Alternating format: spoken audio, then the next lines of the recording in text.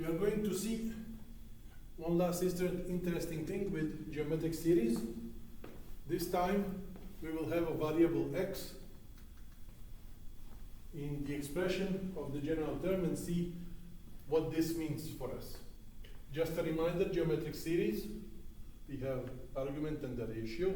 So always write out the geometric series so that you can recognize the first component, first element, and then you can factor it from the second term.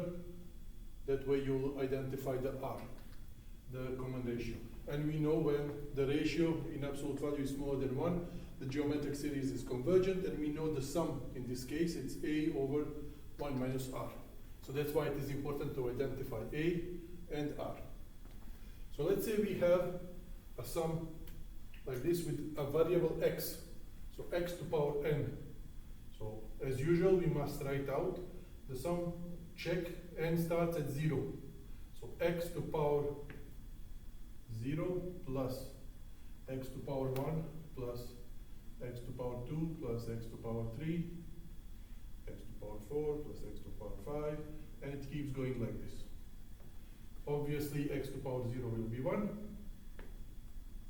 X is some real number.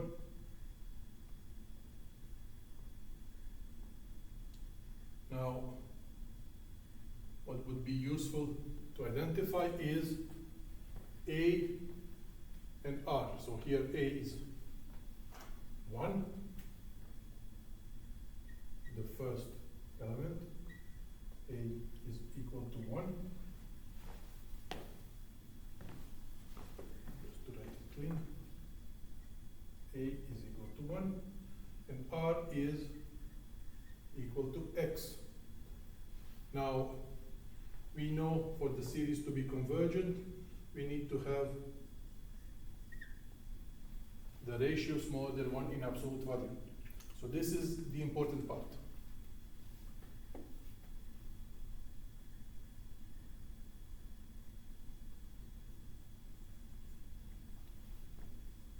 So then the geometric series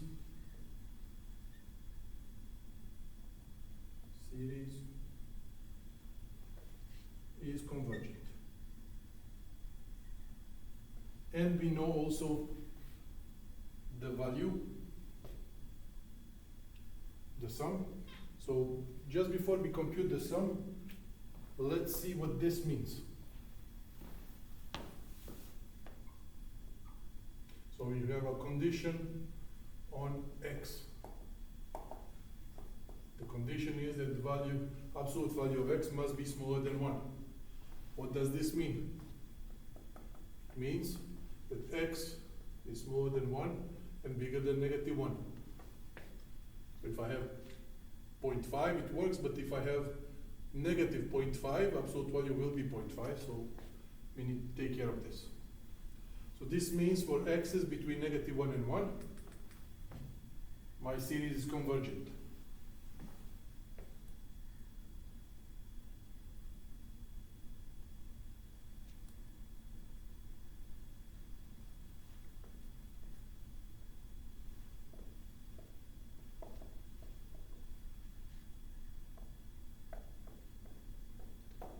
Okay, so finally, let's see the sum.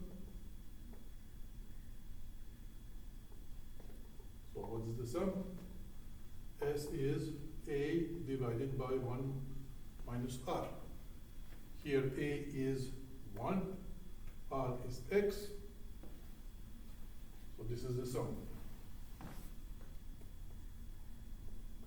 So this series, and starting from 0, x to power n, which is 1 plus x squared plus x cubed plus x4 plus, is convergent, and it's equal to this expression for x between minus 1 and 1. So this part here is super important.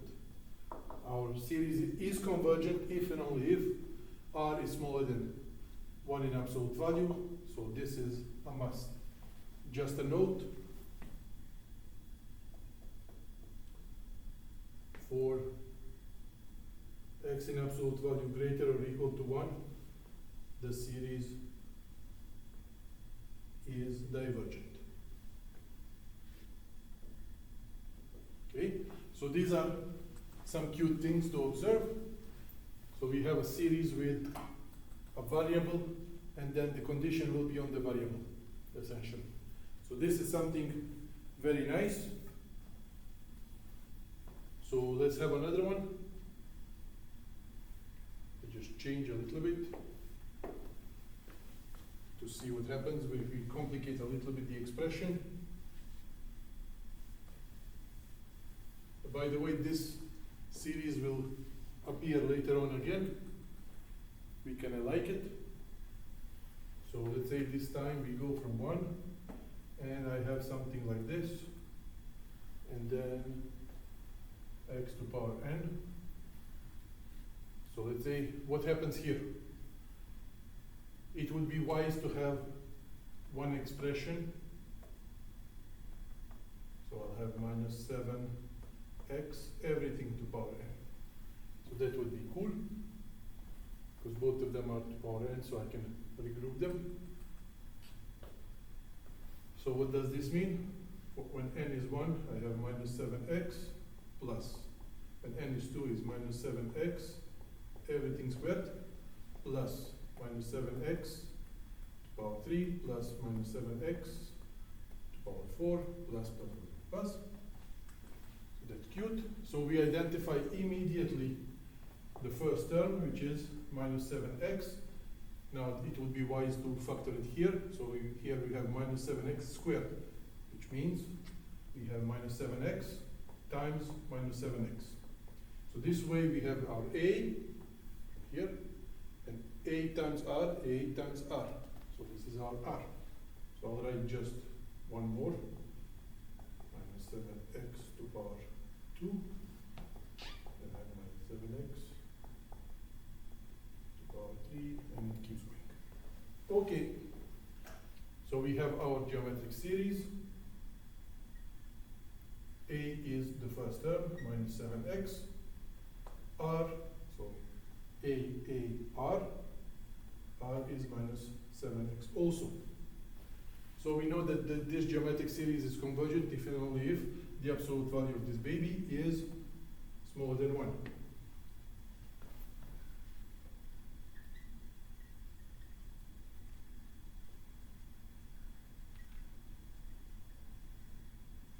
So the series converges when absolute value of r, which is equal to minus 7x, is smaller than 1. And in this case, we also know, and the sum of the series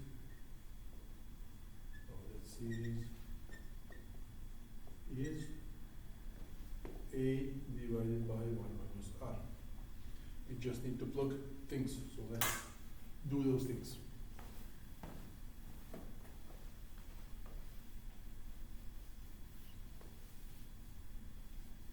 So we will need to have our condition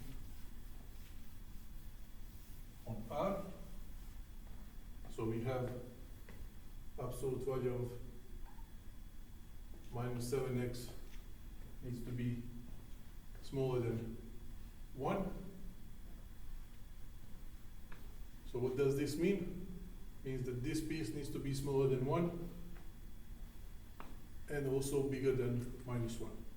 So we have two options, but let's see, I just keep it as is.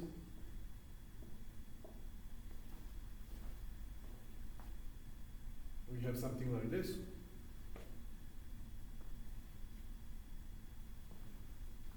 To see what happens here.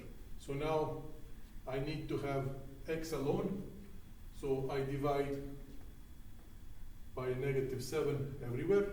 So I have minus 1 divided by negative 7. Here I'll have x, and here I have 1 over minus 7. Now what happens to the signs? They must flip, because I'm multiplying or dividing by a negative number. So this means here I have 1 over 7. So this is a little bit unnatural to light. So this means that actually my x is between minus 1 over 7 and 1 over 7. Obviously you could, instead of keeping the minus, you could just put the absolute value is 7x, and then it would be much simpler. We could have this thing here, smaller than 1, meaning that 7x, the absolute value is smaller than 1 because absolute value of this and this is the same. So we would have 7x smaller than 1 and bigger than minus 1. So now we divide by 7. So we get the exact same expression. So you have two options. Whichever one you choose, it's fine. Doesn't matter. But if you prefer to avoid making errors, maybe this one is better, because here when we divide by negative number, the signs need to flip, and then we need to rewrite it this way. So our series is convergent if and only if x is in between these values. And the value of the series is obtained by the formula. So let's write it out. So I'll clean this. So our condition on x will be minus 1 over 7, 1 over 7.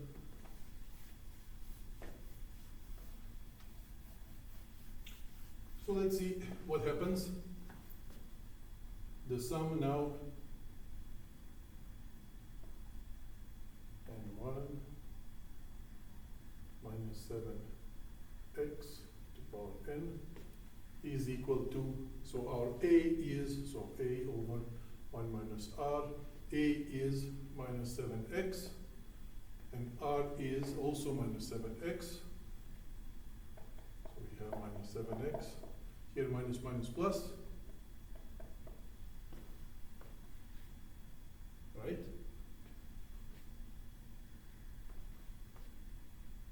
So this is the value of the sum for x between 1 over 7 and negative 1 over 7.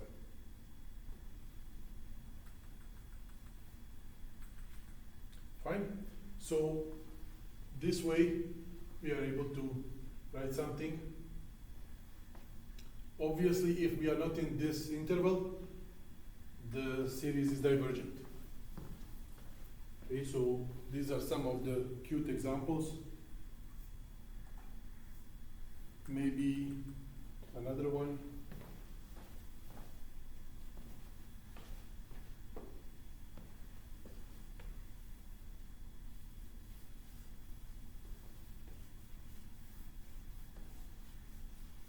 Just to see some other cases. So let's say start from 0, division. So let's say x plus 2 to power n, and then here I have 5 to power n. So let's see what happens. n, so I can rewrite this as a single fraction, everything to power n. Now obviously here we start from 0, so the first term is 1, so this to power 0 is 1, plus x plus 2 over 5, plus x plus 2 over 5 squared, and it keeps going. So here the first term is 1, so here I have 1 times r. This is ultra simple as a case. A is 1, the first term, and r is x plus 2 over 5. Again, this series will be convergent if and only if absolute value of r is smaller than 1.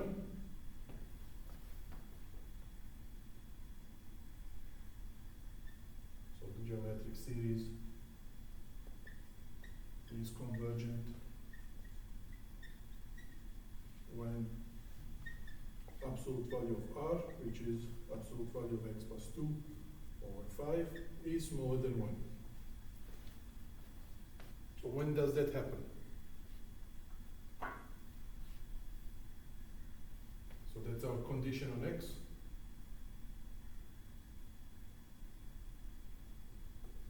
So we need to have absolute value of x plus 2 over 5, everything smaller than 1.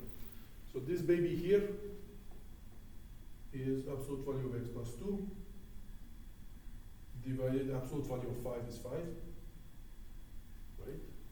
So something like this. So we can multiply by 5 both sides. So we have absolute value of x plus 2 smaller than 5, so that's cool. Now here we need to split properly. So I have x plus 2 needs to be smaller than 5 and bigger than negative 5. Okay, the absolute value. So if I have inside minus 4, absolute value will be 4, it will be fine. So now, final stage, I need to have x alone, so I subtract 2 everywhere.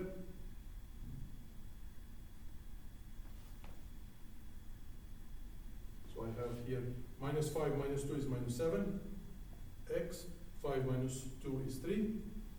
So for x in this range here, my series is convergent. So let's write it out.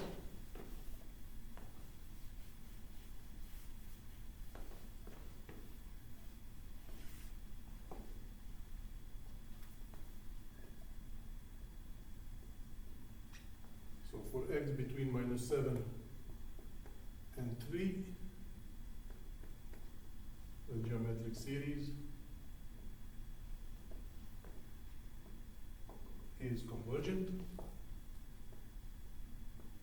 Obviously, if I have x outside of this interval, then the series will be divergent.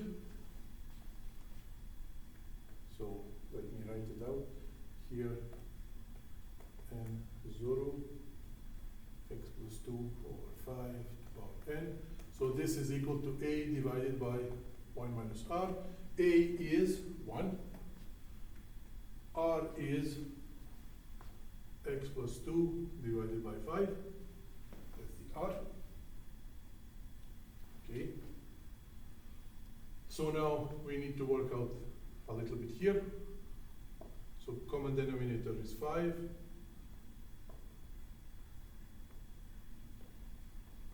So 5 goes up.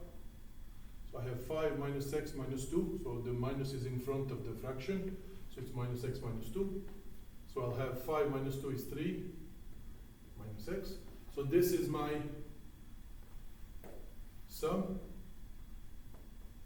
for x between minus 7 and 3. You see the 3 is not included. It will be a division by 0. It's a problem in life. Okay. Note. For x outside of this, so x greater or equal to 3 or x smaller or equal to minus 7, the geometric series is divergent.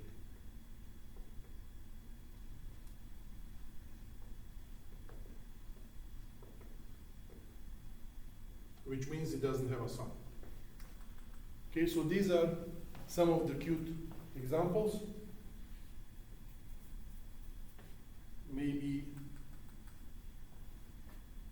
instead of rewriting everything, I'll just take some examples of an expression for R just to practice a little bit this part here to make sure that everything is fine, because other than that everything is straightforward. You write it out properly, pay attention where your index starts, 0 or 1 or 2 or 7, depending. You see here the first term A is 1, and then I have 1 times R, 1 times R. So this is my R. So that's how we identify things. Now I'm just gonna try to have maybe 1 or 2 examples of some special expression for R, and we work out the interval, so that way we are more familiar. So let's say if I have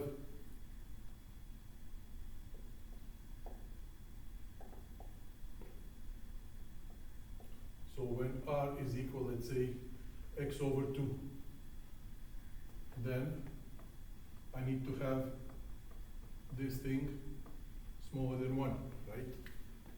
So let's say we have some expression and we figured out that r is x over 2. So here I have x over 2, which is equal to this. Absolute value of 2 is 2. Right, this needs to be smaller than 1, which means that if I multiply by 2, have this. Now x needs to be between minus 2 and 2. Okay, so that's an example. What happens if I have r equal, let's say, 5 over x? In this situation,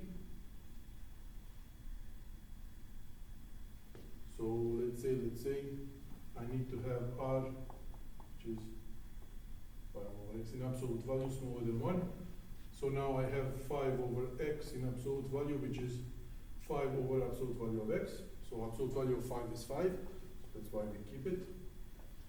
Okay, so now x is not 0, obviously.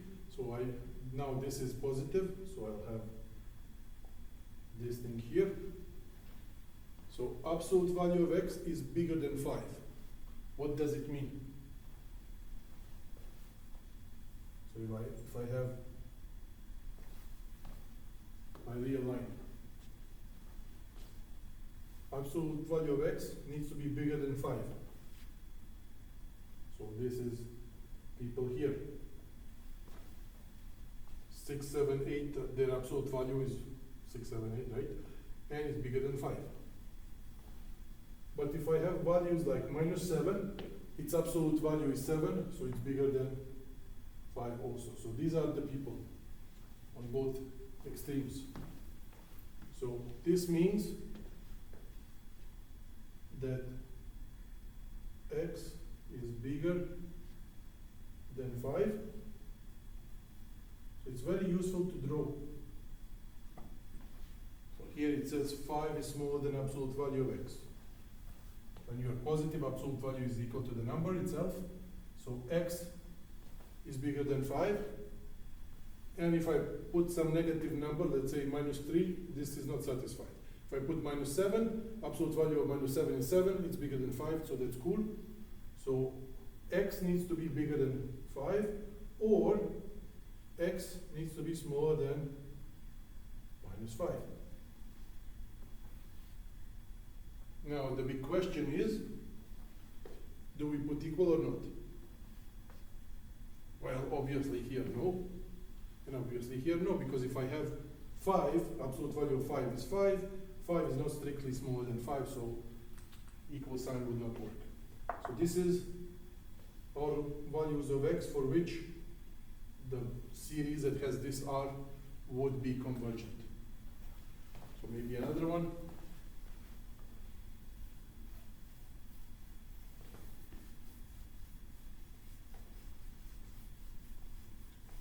So these are details that could be useful. So let's say when r is equal to minus 4 divided by x plus 2. I just make up stuff. Then I need to have r in absolute value, x plus 2, smaller than 1. Okay, fine. In order for my geometric series to converge. So now I have this, which is equal to absolute value of the above, which is 4, and absolute value of the below. And this needs to be smaller than 1. Now we shift this guy to the other side. So we have something like this. So absolute value of x plus 2 needs to be bigger than 4. What does that mean?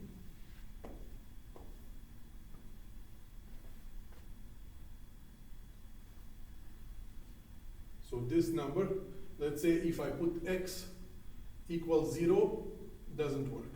If I put x equal 1, doesn't work. 2 doesn't work. 3, oh. anything bigger than 2, here I have 2 plus 2, so something bigger than 2 it will be bigger than 4. So x's need to be bigger than 2. Okay, fine. Now, what happens on the negative side? If I put, let's say, minus 1 plus 2 is negative 1, right? No, minus 1 plus 2 is 1. So 1 in absolute value is 1. Is it bigger than 4? No. Okay, so that number wouldn't work. Minus 2, I'll get here 0. It doesn't work. Minus 3, I'll have minus 1. Absolute value would be 1, so this would not work. Minus 5 plus 2 is minus 3. Absolute value is 3, so this doesn't work. Minus 6, minus 6 works. So if I just draw the line here, I know that, so let's say 0 is here. From 2 above, it works. Any number I plug here bigger than 2, it is fine. So this is x bigger than 2. That works. Now we said if I put minus 5 here, it doesn't work. If I put minus 6 plus 2 is minus 4, absolute value is 4. It doesn't work, but anything below minus 6, like minus 7. Minus 7 plus 2 is minus 5, absolute value is 5, so this works. So this is x smaller than minus 6. So this means for x greater than 2 or for x smaller than minus 6, we would have this condition satisfied, so our geometric series would converge. So we need to be careful a little bit with these things to see exactly what's happening. My suggestion is always try to draw the real line, so it helps a little bit. It helps you figure out things. Even though you don't do too much of analysis, at least you're able to find out some of the conditions or the brackets. Maybe one more. So let's say when r is equal to, what could we put? Exponential x. Now exponential x is always positive, right? Note that r equal exponential x is bigger than 0 for all x real numbers, obviously. Okay, so what are the conditions